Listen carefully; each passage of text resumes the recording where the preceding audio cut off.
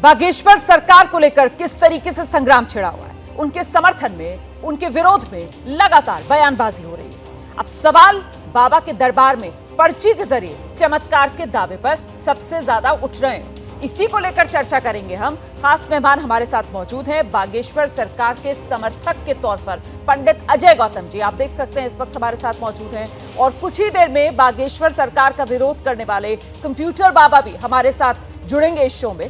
तो आइए अजय गौतम जी का रुख करते हैं और उनसे जानते हैं। अजय गौतम जी, आप जो समर्थन कर रहे हैं बागेश्वर धाम वाले बाबा का, उसके पीछे बड़ी वजह क्या है?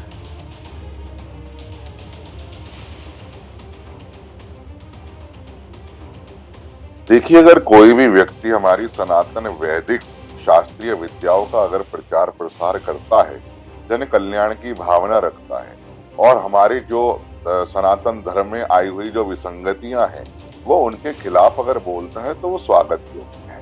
और इसमें जितने भी लोग उनके ऊपर उंगली उठा रहे हैं और जितने भी लोग उनके ऊपर आरोप लगा रहे हैं वो कोई आधार नहीं बता रहे कि उनका विरोध का आधार क्या है। आप देवीय शक्ति को राजनीतिक उससे मत तुलना करिए कि उनका जो मध्य प्रदेश का कर्जा माफ कर दे, वो देवीय शक्तियों का काम नहीं है, वो राजनीतिक शक्तियों का काम है। आप जो है सुई का काम तलवार से और तलवार का काम सुई से नहीं ले सकते।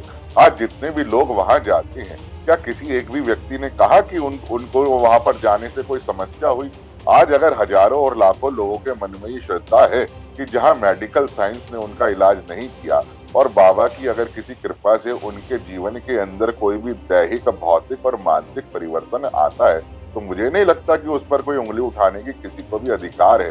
ये जितने भी वामपंथी लोग हैं, जितने भी तो सनातन विरोधी लोग हैं, ये जब चंगाई के नाम पर पूरे देश के सवाल ये है, देखिए अभी जो विरोध में है बागेश्वर सरकार के, उनका हम इंतजार कर रहे हैं, लेकिन इस बीच मुझे आपके सामने प्रश्न रखने पड़ेंगे दूसरे पक्ष वाले। और दूसरा पक्ष ये कह रहा है कि साहब ये दिव्य शक्ति थोड़ी है कि आप किसी को उठाकर उसका नाम बता रहे हैं, आप पर्ची पर लिखकर दावा कर रहे हैं कि देखिए मुझे पहले से ही पता है, और आप कह रहे हैं कि आपका कनेक्शन जुड़ गया है ऊपर भगवान से। मतलब ये आप चमत्कार नहीं बल्कि अंधविश्वास फैला रहे हैं। ऐसा कैसे कि कोई बैठा हुआ है सामने और वो कह रहा है कि वो वाईफाई उसका कनेक्ट हो गया है और वो ऊपर भगवान जी से बातचीत कर रहा है? सर,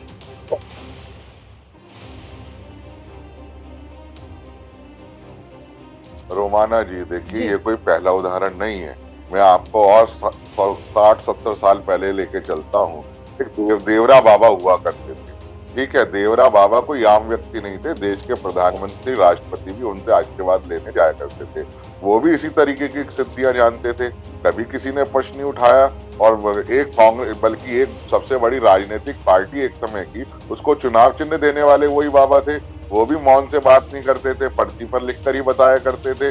तो ये हमारे यहाँ आज नहीं है, बहुत पुरानी प्राचीन विद्याएं हैं। और मुझे बताइए, विश्वास के शब्द से ही अंधविश्वास निकला है। आज कोई कारण तो बताएं कि भाई आप खाली नाम बता देना नहीं है, नाम बता देने के साथ साथ में वो ये भी बता देते हैं आप किस समस्या के लिए आए हैं, आपकी समस्या कब से है, कब तक रहेगी और उसका क्या समाधान है। मुझे बता दीजिए ऐसी कौन सी कला है। मैं चैलेंज करता हूँ, और जितने भी लोग उन पर सवाल उठाते हैं, चाहे वो शंकराचार्य जी हो चाहे कोई भी हो, मैं उन्हें चुनौती देता हूँ कि कम से कम वो जिस परंपरा से आते हैं वो उसी परंपरा का दम भर दें। ये तो फिर भी वो तो उन्होंने तो खुद कहा बागेश्वर सरकार ने कि भाई मेरे पास कोई दैवीय शक्ति नहीं है, मैं तो ईश्वरीय कृपा से जो सर अजय गौतम जी, अब आपने यहाँ पर कह दिया कि आप शंकराचार्य को चैलेंज करते हैं, तो सर आपको भी मुझे लगता है संभल कर रहना चाहिए, कहीं वो लोग ना कहने लगे कि आप सनातन पर सवाल उठा रहे हैं। मैं आऊंगी आपके पास अजय गौतम जी। बागेश्वर सरकार का विरोध करने वाले कंप्यूटर बाबा भी इस वक्त हमारे साथ मौजूद हैं।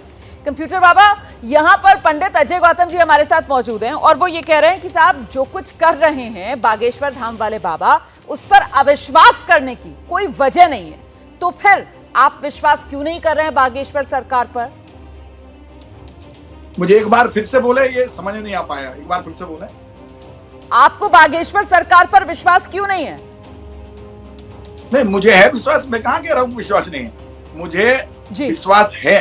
इसलिए कि मुझे ऐसा लगा कि सनातन धर्म को लोग टारगेट बना रहे हैं, दूसरे धर्मों को टारगेट नहीं बना रहे हैं। बहुत सारे धर्मों में बहुत भीड़ होती है और भीड़ के बाद भी यदि जो है ऐसी परिस्थिति बनती है कि उनके पास तो कोई नहीं वो करता, ना कोई उसके पास जाते हैं लोग और उस पर कोई टीका टिप्पणी नहीं करते। जब यहाँ जो है धर्मांतरण को रोकते हैं महाराज, और महाराज यदि किसी की समस्या का समाधान करते हैं, कवन सो काज कठिन जग माही जो नहीं हो तात तुम पाए। हनुमान जी महाराज की कृपा है उनके ऊपर, और ऐसा कोई काज नहीं जो हनुमान जी नहीं कर सकते हैं। वो उनको देख करके हनुमान जी कृपा से करते हैं, अपने नाम से तो नहीं, हनुमान जी कृपा से करते हैं। तो मुझे लगता नहीं ऐसा कि लोग उन पर टिप्पणी करते हैं। जैसे हमारे पहले उन्होंने कहा कि हमारे ऋषि मुनि जो है, हमारे बहुत साधु संत पहले से जुड़े हैं, देवरा बाबा है, चाहे हमारे दादा ठंडन पाल जबलपुर के हैं, चाहे मध्य प्रदेश में जो है धूनी वाले दादा हैं, बहुत सारे महात्मा हैं, बहुत सारे महात्मा हैं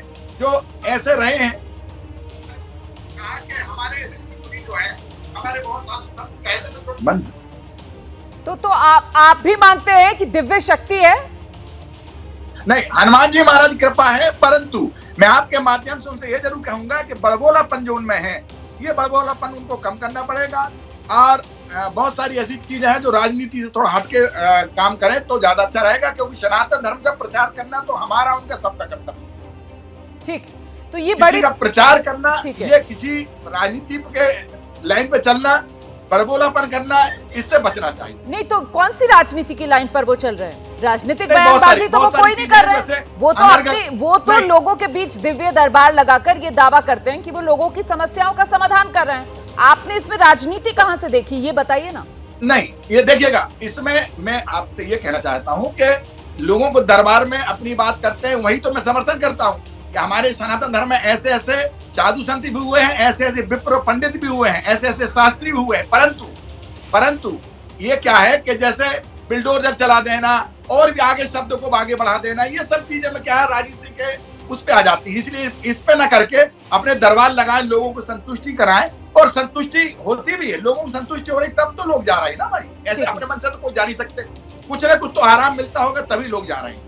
नहीं, लेकिन ये वाली जो दलील है कि साहब कुछ ना कुछ लोगों को आराम मिलता होगा तभी लोग जा रहे हैं, क्योंकि हमने देखा है ना, और अभी हाल फिलहाल में ही हमने पंडित अजय गौतम जी देखा है, हमने संत राम रहीम से लेकर बापू आसाराम तक सबको देखा है, हमने सबको देखा है। और इसी वजह से अगर ये दलील दी जाती है कि साहब उनके लाखों फॉलोवर्स हैं, आप देखिए किस तरीके से हजारों लाखों की तादाद में लोग उनके पास पहुंच रहे हैं, कुछ ना कुछ फायदा मिल रहा होगा तभी तो पहुंच रहे हैं। तो फिर ये दलीलें बाबा पर विश्वास करने के लिए तो कम लगती हैं सर। पंडित अजय गौतम जी, नहीं, मैं विरोधी नहीं हूँ, मैं बार बार कहना चाहता हूँ, धीरेन्द्र शास्त्री के विरोधी में नहीं हूँ। ठीक है, समर्थन में हूँ। ठीक है सर, ठीक है। पंडित अजय गौतम समर्थन में हूँ, क्योंकि वो जो धर्म का क्या प्रचार कर रहे हैं मैं उनके समर्थन में हूँ। देखिए, हटाइए उसको, हटाइए, विरोधी शब्द हटाइए। रोमाना जी मेरी बात समझिए, आप राम रहीम की तुलना, अगर आप राम रहीम की तुलना धीरेन्द्र शास्त्री जी से करती हैं तो ये बड़ा अन्याय है उनके साथ, ये मेरा मानना है। और देश की 14 यूनिवर्सिटीज के अंदर मंत्र चिकित्सा पढ़ाई जाती है, UGC act section 9 ministry of HRD के अंदर। इसलिए ये कह देना कि ये सब अंधविश्वास है, ये एक गलत बात है। जब सरकार इसको मान्यता देती है, मिनिस्ट्री ऑफ एचआरडी इसको मान्यता देती है, लाल बहादुर राष्ट्रीय संस्कृत विद्यापीठ केंद्रीय विश्वविद्यालय, बनारस हिंदू यूनिवर्सिटी, संपूर्णानंद संस्कृत विश्वविद्यालय, यहाँ सब इस तरीके की मंत्र चिकित्सा पढ़ाई जाती है। ये हमारी पुरानी वैदिक शास्त्रीय परंपराएं हैं, हमें इनका इस तरीके से ये कह देना। और अभी देखिए, आपने एक बाइट चलाई जिसमें अभिमुक्तेश्वरानंद शंकराचार्य जी कह रहे हैं कि अगर वो जोशी मठ की दरारें भर दे तो मैं उनके फूल बरसाएंगे। तो मैं भी अभिमुक्तेश्वरानंद सरस्वती जी शंकराचार्य जी को निवेदन करता हूँ कि जो आदि जगत गुरु शंकराचार्य जी थे, उन्होंने 1 वर्ष के लिए परकाया में प्रवेश किया था। तो स्वामी अभिमुक्तेश्वरानंद जी एक दिन के लिए ही परकाया में प्रवेश कर दे तो हम भी उन पर फूल बरसाने के लिए तैयार हैं। इसलिए सनातन में होकर सनातन का विरोध नहीं करना चाहिए। उन्हें शंकराचार्य जी को चाहिए कि आज वो लव जिहाद के बारे में बात करते हैं, धीरेन्द्र शास्त्री जी या बागेश्वर सरकार, या जो लोग क्रिश्चियन बन गए उन्हें वापस से घर वापसी कराते हैं। सनातन धर्म में साईं नाम की विसंगति आ गई थी, उसको दूर कर रहे हैं। बड़े महाराज जी के दिए हुए अगर किसी भी कार्य को आगे बढ़ाते हैं तो उनका स्वागत करना चाहिए। इस तरीके से हम अगर सनातनियों में ही भेद पड़ जाएगा तो सनातन धर्म पे तो आज देखिए क्रिश्चियन जो है वो चंगाई के नाम पर हजारों लाखों लोगों को दावा करते हैं कि उनके भूत प्रेत उतार दिए, उनकी शारीरिक चीजें उन्होंने दूर कर दी है। आज जितने भी मजार हैं, जितने भी ये मस्जिदें हैं, जितने भी मदरसे हैं, यहाँ सब झाड़ फूक कितने हजारों वीडियो यूट्यूब पे पड़े हुए हैं। जहाँ देखिए टॉय गन से ठाए ठाए करते हुए सामने की महिला में बैठे हुए भूत को भगा रहे हैं। जहाँ यूपी के अंदर कई दरगाहें हैं जहाँ भूत खरीदे और बेचे जाते हैं, उस पर कभी किसी ने प्रश्न नहीं उठाया। एक अगर धीरेन्द्र शास्त्री सनातन धर्म के कल्याण के लिए कोई कार्य कर रहे हैं तो उस पर इस तरीके से प्रश्न उठाना मुझे लगता है अनुचित। ठीक है सर, प्रश्न उठ क्यों रहा है? मुझे लगता है कि वो वजह यहाँ पर जरा दर्शकों को बता देनी चाहिए। प्रश्न जो है वो उस प्रक्रिया पर उठ रहा है जो धीरेन्द्र शास्त्री की तरफ से अपनाई जाती है। और वो प्रक्रिया क्या होती है?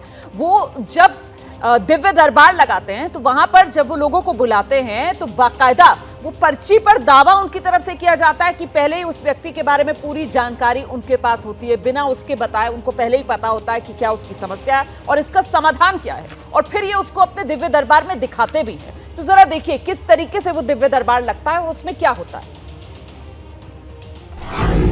हम इलाहाबाद से दरबार बाबा क्षमा मांगते हैं, लेकिन बहुत सारा ऐसा टीवी चैनल वगैरह देख के ना मतलब मैं खुद भ्रमित टाइप से, मेरे को विश्वास पूरा अपने श्री शिवाय नमस्तुभ्यम बालाजी पर है। और हमारे ओम प्रकाश मिश्रा जी मामा है रिश्ते में, हमारी मतलब जेठानी है। हाँ। तो उनकी मैं देवरानी हूँ। जेठानी कांकेर में रहती, मैं नहीं आई। देखो कोई भी मन में वो भ्रम होना बहुत जरूरी है, भ्रम से ही श्रद्धा प्रकट होती है। लेकिन मैं सच्चाई ये बता रही हूँ, मन में ऐसा आया कि मैं लगातार जब आ रही हूँ दौड़ दौड़ के, तो आज मैं सोने में क्या हुआ कि मैं उठ नहीं पाई। आज मैं बोली अब मेरे गलत प्रश्न पूछो, समय बर्बाद मत करो जी। सबका वो हो गया, वो क्या बोलते हैं, क्लियर हो। नहीं, क्लियर जिंदगी भर के लिए सब बालाजी के हो जाओ। बोलो बालाजी महाराज की जय, गुरुदेव की जय।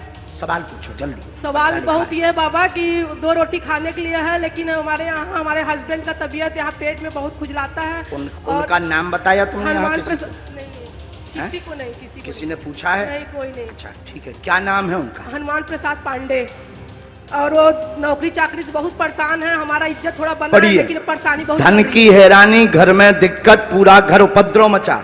क्या ये सही लिखा है? सच है? पूरे घर में उपद्रव मचा, उलझन है। स्थायी जॉबपति हनुमान प्रसाद की नहीं है। आपके घर पर पितृदोष है। पितृदोष में सूरज लाल नाम के पितर घूम रहे हैं। यह शांत हो जाएंगे और आप पर आरोप लगता रहता है, उल्टा सीधा घर में विवाद बनता रहता है और आपको आपके ही परिवार के लोग खिल्ली उड़ाते व हंसते रहते हैं, चरित्र का भी आरोप लगाते रहते हैं, जिससे व्यथित हैं। और पूर्व में आप गलत भी थे और दरबार के लिए भी आपने गलत विचार किया है। और आपके पति हनुमान प्रसाद हैं और साथ में सूरजमल नाम के उनके परदादा हैं, और साथ ही साथ आपके घर पर 7 महीने के अंदर जॉब योग बनेगा। स्थैर्य वाला आशीर्वाद है। बोलो बालाजी महाराज की जय। पर्चा यही बोल रहा है? यही बोल रहा है बाबा। आप यही पूछने आए? अब तो नहीं है गलत? नहीं बाबा, अब तो नहीं है हम पाखंड, आपके बारे में कभी गलत तो नहीं है, रुपया लेकर करते हैं। तो ये बाबा धीरेन्द्र शास्त्री जो अपना दिव्य दरबार लगाते हैं उसमें इस तरीके से वो पर्ची पर लिखकर पहले ही समस्या समाधान सब कुछ उनके पास होता है और फिर वो शख्स को बता देते हैं। इसी दिव्य शक्ति को लेकर इस वक्त ये बहस छिड़ी हुई है कि बाबा जो हैं वो क्या अंधविश्वास फैला रहे हैं या फिर मामला वाकई में दिव्य शक्ति और चमत्कार से जुड़ा हुआ है। हमारे साथ 2 खास मेहमान जो लगातार बने हुए हैं। मुझे लगता है जरा कंप्यूटर बाबा के पास चलना चाहिए। कंप्यूटर बाबा, ये आपने साफ कर दिया है कि आप विरोध नहीं कर रहे हैं बागेश्वर धाम वाले धीरेन्द्र शास्त्री का, लेकिन मैं आपसे समझना चाहती हूं कि कुछ लोगों का ऐसा मानना है, हालांकि पंडित अजय गौतम को ऐसा लगता है कि साहब बागेश्वर धाम वाले बाबा पर हमला सनातन पर हमला है क्योंकि वो सनातन का सम्मान बढ़ा रहे हैं, पर कुछ ऐसे लोग भी हैं जिनका ये मानना है कि सनातन का सम्मान नहीं बल्कि जिस तरीके की शैली है, जिस तरीके से अपनी बात रखते हैं बिना किसी संयम के, वो सब करके बागेश्वर धाम वाले बाबा सनातन का मखौल बनवा रहे हैं। उनके बचाव के लिए जो बड़े बड़े साधु संत हैं वो दलीलें क्या दे रहे हैं? दूसरे धर्मों में जिस तरीके की कुरीतियां होती हैं कि किसी पादरी ने छू दिया और भूत निकल गया, या फिर किसी मजार पर जाओ वहां से भूत झड़वा लाओ, झाड़ फूक हो रही है, उसके तर्क दिए जा रहे हैं उनके बचाव में। तो ये सनातन के सम्मान से जुड़ा हुआ मामला है या सनातन का मखौल बन पा रहे? नहीं, सनातन से जुड़ा हुआ मामला है, क्योंकि उन्होंने खुद कहा है अपने मुखारबिन से, हनुमान जी की कृपा से धर्मांतरण रोकना और धर्म का प्रचार प्रसार करना, हमारा ये सनातन धर्म का कल्याण होना, ये उनके मार्फत से हो रहा, तो ये तो बड़ी बात है ना। हम लोग उनका इसीलिए समर्थन करते हैं। परंतु जैसे अभी आपने बताया कि कोई शंकराचार्य जी उन्होंने कुछ कहा, तो मुझे ऐसा लगता नहीं, सनातन धर्म के लिए उनको भी सहयोग करना चाहिए यदि अच्छा काम हो रहा है। हाँ, आडंबर यदि कहीं, अंधविश्वास कहीं, हम भी उसके विरोध में है, हम विरोधी हैं उसके जो अंधविश्वास फैलाता है। परंतु यहाँ अंधविश्वास की बात नहीं है, यहाँ हनुमान जी महाराज की कृपा है। यहाँ नहीं तो तय कैसे होगा कि अंधविश्वास क्या है और क्या विश्वास है, क्या कृपा से हो रहा है, ये कैसे तय होगा? नहीं, अब देखिए, जब वो अपना नाम तो लेते नहीं, वो पैसा लेके तो काम करते नहीं, वो तो लोगों को लोग भीड़ इसलिए लगा रहे हैं कि उनका काम हो रहा है, उनके मन की बात हो रही है और धर्म का प्रचार प्रसार हो रहा है, लोग आ रहे हैं, लोगों को आराम मिलता तब ना आता है। डॉक्टर के पास आदमी तब जाता है जब उसको आराम मिलता है। अब आराम मिलने में यदि आप कहें उस डॉक्टर के यहाँ ना जाओ, ये तो गलत बात है ना। इसीलिए जाएगा कि उसको आराम मिलेगा, दूसरे भी लोग देख के जाएंगे। तो सनातन धर्म में पहले भी होता रहा, हमारे ऋषि मुनियों का ये देश है, यहाँ हमारे पहले भी बहुत सारे हर प्रदेश में ऐसे नहीं हो कि हर प्रदेश में कोई ना कोई साधु संत हुआ है जो जिनकी अलौकिक शक्ति रही है, उनके पास लाखों लोगों की भीड़ रही है। आज भी संतों का, आज एक मिनट और देखिएगा, हम लोग जैसे कहते हैं कि जाइए यज्ञशाला की 5 परिक्रमा करिए, 7 परिक्रमा करिए, आपको पुण्य मिलेगा। तो हमारे कहने से जनता जनार्दन जाती है, परिक्रमा करती है, उनको पुण्य मिलता है। तो क्या ये आडंबर है? इसी प्रकार तो धैर्य शास्त्री जी कह रहे हैं ना, इसमें कहाँ कोई कमी है? ठीक है, मुझे नहीं लगता है। ठीक है, मैं पंडित अजय गौतम जी से समझना चाहती हूँ। पंडित अजय गौतम जी, ये पूरा बवाल जो शुरू हुआ वो सिर्फ इस वजह से शुरू हुआ क्योंकि नागपुर में जो एक चुनौती दी गई थी कुछ लोगों की तरफ से, वो पूरी नहीं हो पाई। बाबा जी वापस आ गए, बाबा जी की तरफ से कहा गया कि पहले से उनका कार्यक्रम जो है वो जरूर था 2 दिन, लेकिन उन्होंने कम इस वजह से किया क्योंकि जयंती आ गई थी उनके गुरुजी की। अब मैं आपसे जानना चाहती हूं कि अगर वहां नागपुर में ही उस चुनौती को स्वीकार कर लिया जाता, वो चैलेंज अगर करके दिखा दिया जाता, तो शायद ये इतना बवाल होता ही नहीं और तब तो और पुष्टि हो जाती ना, मोहर लग जाती, दिव्य शक्ति है बागेश्वर धाम वाले बाबा में। वहां से फिर उस चुनौती को आपको क्या लगता है क्यों स्वीकार नहीं किया बागेश्वर धाम वाले बाबा ने?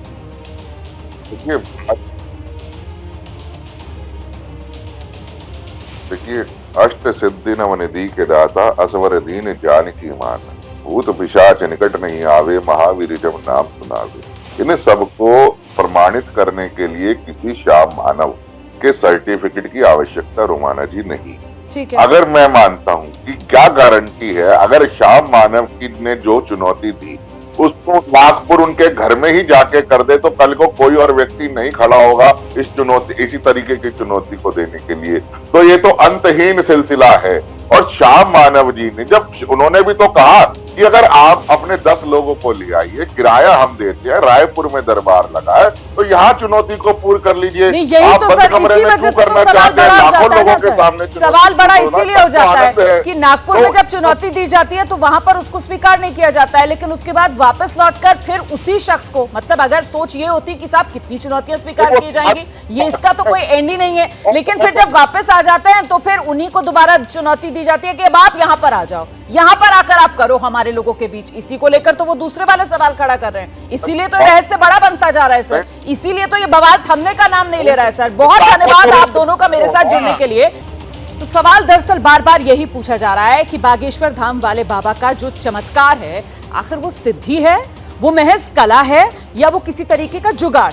देखिए, साधु सन्यासियों के वर्ग में एक बड़ा नाम ऐसा है जो बागेश्वर बाबा के खिलाफ है और वो नाम शंकराचार्य का है। आपको दिखाते हैं ये पूरी रिपोर्ट।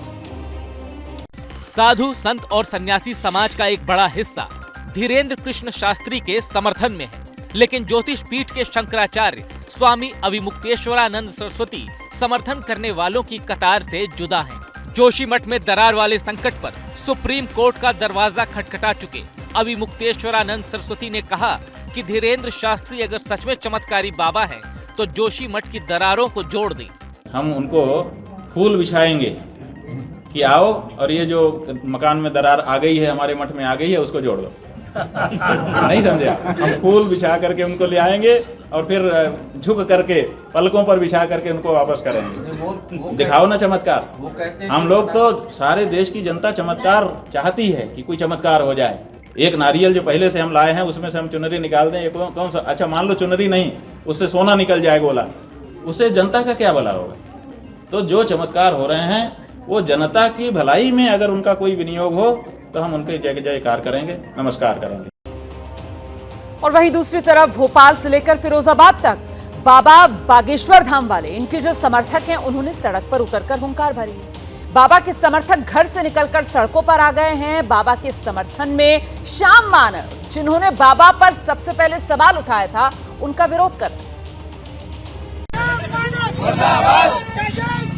आस्था और अंधविश्वास के बीच अध्यात्म की शक्ति और पाखंड के बीच बहस छिड़ी तो बागेश्वर बाबा के समर्थक सड़कों पर निकल आए। भोपाल में बजरंग सेना ने मोर्चा संभाला तो फिरोजाबाद में बाबा महाकाल भक्त मंडल समिति ने। पहले आपको भोपाल की तस्वीरें दिखाते हैं। यहाँ पुलिस चौकी के सामने ही धीरेन्द्र कृष्ण के समर्थन में नारेबाजी हुई और नागपुर की अंधश्रद्धा उन्मूलन समिति के श्याम मानव का पुतला फूंका गया। शिवराज सरकार में मंत्री हरदीप सिंह डंग ने भी खुलकर बागेश्वर बाबा का समर्थन किया। ये भारत की भूमि, संतों की और ऋषियों की भूमि है। उसमें बागेश्वर धाम अपने जो उनका इष्ट है हनुमान जी का, वो हमें गर्व होता है कि सनातन धर्म के लिए जिस प्रकार मजबूती से वो खड़े होते हैं, तो आज हमें गर्व है कि ऐसे संत हमारे भारत की भूमि पर है। यूपी के फिरोजाबाद में बाबा महाकाल भक्त मंडल समिति और बागेश्वर धाम के अनुयायियों ने एक पदयात्रा निकाली और हनुमान चालीसा का पाठ भी किया। उधर छत्तीसगढ़ की राजधानी रायपुर में बागेश्वर बाबा ने लाइव टेस्ट दिया है। पाखंड और जादू टोना का आरोप लगाने वालों को अपने तरीके से जवाब दिया है। सूबे की कांग्रेस सरकार के नेता धीरेन्द्र शास्त्री पर हमला कर रहे थे, तंज कस रहे थे, लेकिन सीएम भूपेश बघेल चुप थे। और अब पूरे विवाद पर भूपेश बघेल ने क्या कहा है, ये जानिए। लेकिन इसको चमत्कार दिखाना नहीं चाहिए। ये जादूगरों का काम है। जितने ऋषि मुनि हुए हैं उस सब ने इसको रोका है कि इस प्रकार से चमत्कार नहीं दिखाना चाहिए, सिद्धियों का प्रयोग नहीं करना चाहिए। बागेश्वर वाले बाबा से जुड़े विवाद पर सीएम भूपेश बघेल ने बहुत संयमित और संतुलित टिप्पणी की, लेकिन धर्मांतरण का जिक्र आया तो वो खुलकर बीजेपी पर आरोप लगाने लगे। जहाँ गलत है वहाँ हम कार्रवाई कर रहे हैं, लेकिन धर्मांतरण के नाम से गुंडागर्दी कर रहे हैं, दंगा कोशिश कर रहे हैं, तभी तो भारतीय जनता पार्टी के नेता अंदर है। धीरेन्द्र शास्त्री के रायपुर वाले दरबार में कुछ लोगों ने अपना धर्म छोड़कर मंच से हिंदू धर्म अपनाया था। भूपेश बघेल ने कथित घर वापसी पर नई बहस छेड़ दी है। यदि वो ईसाई है या मुसलमान है, उसको आपने हिंदू में मिला लिया, बहुत अच्छी बात है, लेकिन उसको किस में रखें? शूद्र वर्ण में, वैश्य वर्ण में। और देखिए, बागेश्वर धाम और धीरेन्द्र कृष्ण शास्त्री के समर्थन में मध्य प्रदेश की कैबिनेट मिनिस्टर उषा ठाकुर ने विवादित बयान दे दिया है। उषा ठाकुर कह रही हैं जो बाबा का विरोध कर रहे हैं वो देशद्रोही हैं। तो अभी तक तो मामला सनातन धर्म से जोड़ा जा रहा था, लेकिन अब उषा ठाकुर मध्य प्रदेश सरकार में मंत्री, वो कह रही हैं बाबा का विरोध करने वाले देशद्रोही हैं। जब राष्ट्रद्रोहियों को कष्ट होगा कि सनातन दृढ़ता से, मजबूती से खड़ा है, तब इस प्रकार के षड्यंत्र अनादिकाल से ही चले आ रहे हैं। ये ही तथाकथित कुछ वामपंथी, कुछ देशद्रोही बाबा जो बागेश्वर धाम वाले हैं, उनके पीछे पड़े हैं। पर जिस प्रकार से बागेश्वर धाम के बाबा ने उनका निदान किया, वो सब आश्चर्यचकित हैं। और देखिए, ज्यादातर जो बीजेपी के नेता हैं वो धीरेन्द्र कृष्ण शास्त्री के समर्थन में हैं, लेकिन मध्य प्रदेश के ही एक सीनियर बीजेपी लीडर ने बाबा के खिलाफ विरोध का नया फ्रंट खोल दिया है। अच्छा, मैं आपको ये रिपोर्ट दिखाऊं उससे पहले आपको सीधे लिए चलते हैं। खास मेहमान इस वक्त हमारे साथ मौजूद हैं, शंकराचार्य अभिमुक्तेश्वरानंद जी इस वक्त हमारे साथ मौजूद हैं। अभिमुक्तेश्वरानंद जी, बहुत स्वागत आपका एबीपी न्यूज में। सबसे पहले तो मैं आपसे जानना चाहती हूं कि आपको लेकर यह सवाल उठाया जा रहा है कि बागेश्वर धाम वाले बाबा पर आप विश्वास नहीं कर रहे हैं, ऐसा क्यों? देखिए, बागेश्वर धाम के कोई बाबा जी से हम परिचित ही नहीं हैं। ना तो कभी हम वहाँ गए और ना तो कभी वो हमारे पास आए। जिसको हम जानते ही नहीं हैं उसके बारे में विश्वास अविश्वास का कैसे प्रश्न उठ सकता है? लेकिन जिस तरीके से आपने कहा कि आप फूल बरसाकर उनका स्वागत करेंगे, अगर वो आकर जो दरारें हैं उनको जोड़ देंगे, तो ये तो माना जा रहा है कि आप एक तरीके से उन्हें चुनौती दे रहे हैं, चैलेंज कर रहे हैं। नहीं, हम यही तो भ्रम है जी कि हम बागेश्वर के किसी महाराज को चुनौती दे रहे हैं। हम किसी को चुनौती वैसे नहीं दे रहे हैं, लेकिन हम हर उस व्यक्ति को चुनौती दे रहे हैं जो चमत्कार की बात करता है, चाहे वो कोई हो। हमने जो बात कही है किसी व्यक्ति के बारे में नहीं कही है, हमने एक सिद्धांत कहा है। जो लोग भी दावा कर रहे हैं पूरे भारत देश में कि हम चमत्कार कर देते हैं, उनको हमने कहा था कि आइए, आप स्वागत है आपका, हमारे यहाँ की दरारें ठीक कर दीजिए, हम आपका स्वागत करेंगे, पलक पावड़े बिछाएंगे। तो हमने किसी बागेश्वर बाबा जी के बारे में केवल नहीं कहा, हमने हर उस व्यक्ति को कहा जो चमत्कार का दावा करके जनता में जा रहा है। लेकिन आप लोग केवल बागेश्वर महाराज जी के साथ उस बात को, हमारी बात को जोड़ दे रहे हैं। ठीक है, लेकिन क्योंकि फिलहाल सुर्खियों में बागेश्वर धाम वाले बाबा और उनके चमत्कार के दावे हैं ना, इसी वजह से आप अलग खड़े नजर आते हैं बाकी साधु संतों और सनातनियों से, और वो आप पर ये कहकर सवाल भी उठाते हैं कि सनातन में फूट है, ये एक तरीके से एकजुट नहीं है सनातनी। नहीं, ये एकजुट वाली जो बात है इसको ठीक से समझ लीजिए जी। ये क्या होता है कि गोलबंदी होती है। अच्छा। तो गोलबंदी में हमारी गोल में तुम हो कि नहीं हो, नहीं तो तुम हमसे अलग हो। लाइन खींच करके लड़ने वाले लोग या तो हमारी गोल में आ जाओ और या तो हमारे विपक्ष में हो जाओ। तो हम जो है गोलबंदी में नहीं रहते हैं, हमारा स्वभाव नहीं है। हम जो सच होता है और जो हमको विचार करने पर सच प्रतीत होता है वो बात कहते हैं। और हमको ये लगता है और हमने जो अभी तक अनुभव किया है वो यही अनुभव किया है कि चमत्कार का कोई तात्पर्य नहीं है, व्यक्ति को पुरुषार्थी होना चाहिए। आप जिस तरीके की बातें कर रहे हैं उससे मुझे लगता है आप और ज्यादा निशाने पर आएंगे उन समर्थकों के जो आंखें बंद करके बागेश्वर धाम वाले बाबा का समर्थन कर रहे हैं, क्योंकि वो कह रहे हैं कि ये तो दिव्य शक्ति है बाबा के पास। बाबा तो सीधे भगवान के साथ एक तरीके से लॉ लगा लेते हैं और उनको सीधे वहां वो संपर्क साध कर लोगों की समस्या दूर कर देते हैं। आप इस पर यकीन नहीं कर पा रहे हैं? जी, बात केवल बागेश्वर के महाराज जी की नहीं है। ठीक है। इस देश में जाने कहाँ कौन सी ऐसी गली बची है जहाँ पर इस तरह के लोग नहीं खड़े हो गए हैं कि हम चमत्कार दिखा देंगे और हम तुम्हारी समस्याएं दूर कर देंगे। लेकिन किसी की समस्या अभी तक चमत्कार से दूर नहीं हुई है। व्यवहार करने से, पुरुषार्थ करने से जरूर दूर हुई है, लेकिन चमत्कार से किसी की समस्या दूर हो गई हो ऐसा कोई प्रमाण अभी तक हमने तो नहीं देखा है। तो किसी ने देखा हो तो भाई उसकी अपनी बात है। अच्छा, ये जो अभी आप कह रहे थे कि लाइन खींचकर लड़ने वाले कि या तो गोलबंदी कर लो, हमारे साथ आ जाओ, इस पर थोड़ा सा और रोशनी डालेंगे? किसकी तरफ आपका इशारा है? कौन है ये लोग? डाल रहे हैं। रोशनी का मतलब ये है जी कि आज ये एक व्यवहार है कि हमारे गोल में आ जाओगे तो तुम अच्छे हो और हमारी गोल में नहीं हो तो तुम बुरे हो। अगर हम गोल में आ जाएं तो अच्छे हैं, नहीं तो बुरे हैं। तो ऐसा होता है। आप अगर हम उदाहरण देंगे राजनीतिक दलों का कि दूसरे दल में था तब तक उसकी आलोचना होती थी, जब हमारे दल में आ गया तो अच्छा हो जाता है। ये बात आप देखते हैं ना जी। तो वो एक उदाहरण है। इसी तरह से बाकी मामलों में भी गोलबंदी चलती है देश में। मतलब साधु संतों के मामलों में भी गोलबंदी चलती है क्या? ये समझना चाह रही थी मैं। साधु संतों के मामले में भी गोलबंदी चलती है क्या? सनातन के मामले में भी गोलबंदी चलती है क्या? बिल्कुल चलती है। सच को सुनना बहुत कठिन होता है, सबके लिए होता है, और हम तो सच बोलते रहे हैं और बोलने का ही हमारा इरादा है। सच के साथ रहने में ही हमको सुख मिलता है। हम गोलबंदी में नहीं पड़ते हैं, इसीलिए प्रायः हम निशाने पर रहते हैं लोगों के।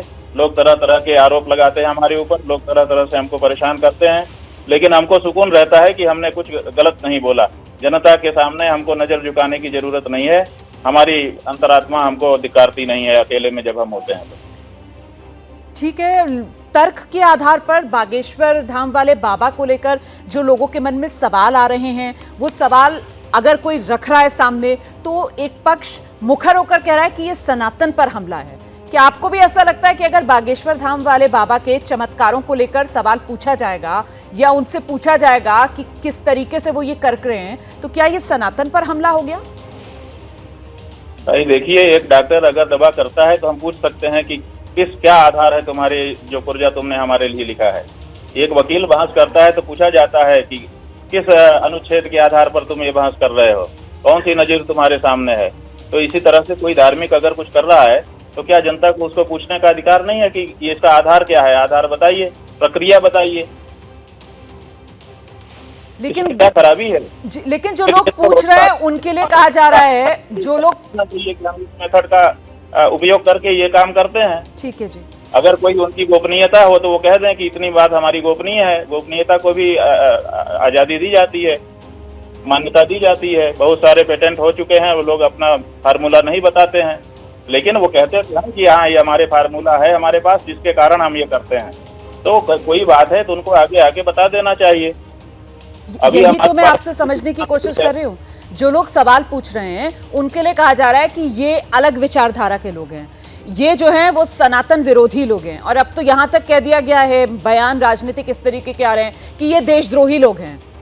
तो ये जो मानसिकता है, क्या ये सही है? देखिए, हमने भी एक सिद्धांत की बात कही, सहज में कही। बागेश्वर वाले महाराज से हमारा कोई द्रोह नहीं है और वो बेचारे मिले भी नहीं हैं। अच्छा ही संबंध संपर्क हम लोगों का होना चाहिए।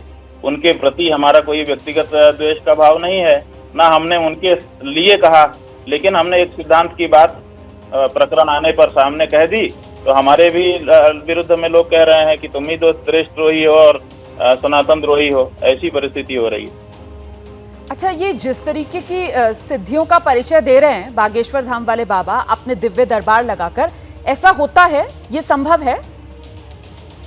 देखिए, भगवान जो है वो अचिंत्य और अनंत शक्ति से संपन्न है। हम लोग ये मानते हैं कि ईश्वर में कर्तुम अकर्तुम अन्यथा कर्तुम शक्ति है। वो कुछ भी कर सकता है और कुछ भी चाहे तो नहीं कर सकता है। लेकिन किसी व्यक्ति में ऐसी शक्तियां हो जाएं कि वो जो चाहे कर दे, ये संभव नहीं है। और जब कोई पाखंड का विरोध करता है तो केवल सनातन धर्म में फैले पाखंड का विरोध नहीं करता है। जहाँ जहाँ जिन जिन लोगों ने इस तरह का आडंबर रचा रखा है उन सब का विरोध करता है। आप ये बताइए, ईसाइयों के द्वारा और मुसलमानों के द्वारा जो पाखंड फैलाया जा रहा है उसका विरोध हम कैसे कर सकेंगे अगर हमारे घर में ही पाखंड होगा? तो हमको तो पहले अपना घर साफ करना पड़ेगा ना, उसके बाद हम उनके ऊपर चढ़ेंगे। लेकिन अब वो करते हैं इसलिए हम करेंगे, हम करते हैं इसलिए वो कर लें। इस तरह से बात रहेगी तो कभी भी पाखंड का अंत नहीं हो सकेगा देश से। और लोग जो है, जो श्रद्धालु जनता है, मासूम जनता है, वो उसका शिकार होगी। शंकराचार्य जी, मुझे लगता है आपको दर्शकों को यह भी बताना चाहिए कि विश्वास और अंधविश्वास के बीच कितनी बारीक एक महीन लाइन है और कैसे उस फर्क को समझा जाए, क्योंकि यहाँ तो लोग इतने नाउम्मीद हैं अपनी जिंदगी में कि उम्मीद की जरा सी भी रोशनी किरण उनको कहीं दिखती है तो फिर वो बस उसी की तरफ दौड़े चले जाते हैं। बस ये जो उम्मीद की एक किरण जो दिखने की बात आपने कही ना जी, यही इस तरह के पाखंड का आधार है। लोग जो है इतने परेशान हैं, बेहाल हैं कि उनको जो बता दो वही करने को तैयार है। उनको कह दो कि चेहरे में काला रंग पोत करके 3 दिन घूम लो शहर में, तो 3 दिन घूम लेंगे। उनकी हालत ये है। तो ऐसी परिस्थिति में लोगों की ये जो आतुरता है उसी का लाभ पाखंडी लोग उठाते हैं। लोगों को एक तो ये जानकारी होना चाहिए कि अपनी समस्या को दूर करने के लिए आपको उचित वैध उपाय अपनाने होंगे। किसी के पास कोई ऐसी जादू की छड़ी नहीं होती है कि वो जो चाहे वही हो जाए। समस्याएं जादू की छड़ी घुमाने से या चुटकी बजा देने से अगर हल होती तो अभी तक संसार में बाकी सब चीजें बंद हो जाती, केवल जादू की छड़ी ही बाजार में बिकती। जादू की छड़ी नहीं, यहाँ तो दावा दिव्य शक्ति का किया जा रहा है। जादू की छड़ी से बिल्कुल अलग कहा जा रहा है कि ये कोई जादू नहीं है, ये तो सीधे दिव्य शक्ति है। ऐसा है कि हमको सूचना मिली है कि जो बागेश्वर के महाराज हैं वो हमारे पास आने वाले हैं। अच्छा। तो अगर वो आएंगे तो हम उनसे सब समझ लेंगे कि उनके पास क्या दिव्य शक्ति है, तभी हम इस बारे में आपको बता पाएंगे। और आपने कुछ सोचा है आप कैसे उनसे समझेंगे? कोई टेस्ट वगैरह लेने वाले हैं क्या आप उनका? वो तो हमारे ही हैं। एक भगवान हनुमान जी के मंदिर के वो महंत या पुजारी हैं, जहाँ तक हम जान पाए हैं। तो वो तो हमारे हैं, हम उनसे प्यार से पूछ लेंगे कि भैया बताओ कौन सी साधना तुमने की और ये साधना किस शास्त्र में बताई गई है और उस साधना से क्या फल तुमको मिला है, कौन कौन सी शक्तियां तुमको प्राप्त हुई हैं, वो सब हम समझ लेंगे। और वो भी हमको नहीं लगता है कि हमसे छुपाएंगे, क्योंकि शंकराचार्य जी महाराज से कोई अपनी साधना क्यों छिपाएगा। तो हम उनसे पूछ लेंगे और अगर वो उन्होंने हमको कुछ बताया और हमको लगा कि ये सारगर्भित है तो हम आप सबके माध्यम से उसको सार्वजनिक करेंगे। तो ये पहला मौका होगा जब आप उनसे मिलेंगे? इससे पहले आप कभी उनसे मिले नहीं हैं? इसके पहले हमने उनका चेहरा भी नहीं जाना था, नाम भी नहीं जाना था। ये तो जब वक्तव्य हो गया उसके बाद लोग ला करके हमको मोबाइल में दिखाने लगे और पता ही नहीं लगा। ठीक है, और जब आपने देखा वो वीडियोस, आपने भी देखे होंगे, तो आपको क्या लगा? उन वीडियोस को देखकर आपकी प्रतिक्रिया क्या थी? हमने ज्यादा वीडियो नहीं देखे उनके, लोगों ने चित्र ही हमको दिखाए, क्योंकि हमको उतना मौका नहीं मिल पाया कि हम पूरे वीडियो देखें उनके जी। हमको उनके चित्र दिखाए गए और 1-1.5 मिनट के कुछ वक्तव्य जो उन्होंने दिए थे हमारे संदर्भ में वो दिखाया गया। बस कल परसों से ही ये सामने बात आई है, अभी ज्यादा नहीं हुआ है। और इस समय भी आपको हम दिखा दें, ऐसे घुमाओ, ये देखिए अभी भी हम एक जगह पे बैठे हैं, सारे लोग हमारे पास बैठे हुए हैं और इनसे चर्चा छोड़ करके हम आपसे चर्चा कर रहे हैं। नहीं, बहुत धन्यवाद आपका, बहुत धन्यवाद, आपने एबीपी न्यूज के लिए समय निकाला। और शंकराचार्य जी, हम तो आपसे यही निवेदन करेंगे कि कल या परसों जब आप मुलाकात कर लें बागेश्वर धाम वाले बाबा से, तो फिर दोबारा से एबीपी न्यूज के लिए समय जरूर निकालिएगा और एबीपी न्यूज को बताइएगा कि बागेश्वर धाम वाले बाबा से मिलकर, उनसे बात करके उनके बारे में आपने क्या राय निकाली है, क्योंकि मुझे लगता है देश जानना चाहेगा आपकी राय उनके बारे में, उनसे मुलाकात करने के बाद। बहुत धन्यवाद एबीपी न्यूज के लिए समय निकालने के लिए।